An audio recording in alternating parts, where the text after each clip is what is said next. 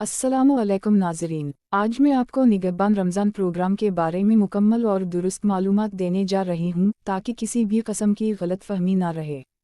सबसे पहले ये बात वाज़ेह कर दूँ कि निगहबान रमज़ान राशन या माली इमदाद हर किसी को नहीं मिलेगी, बल्कि हुकूमत ने उसके लिए कुछ शराइत व ज़वाबित मुकर्रर किए हैं।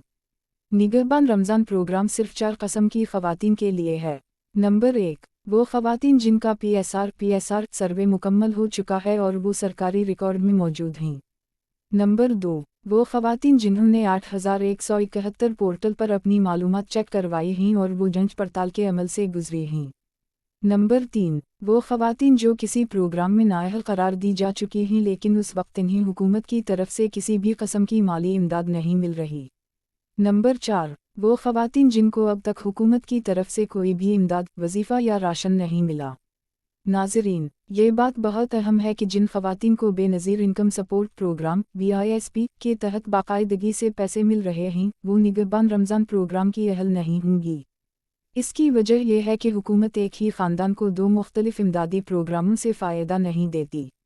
मेरी आप सब से गुजारिश है कि गलत मालूमात पर यकीन ना करें, किसी एजेंट या धोखेबाज के पीछे ना जाएं और सिर्फ सरकारी ज़राए से ही मालूमात हासिल करें।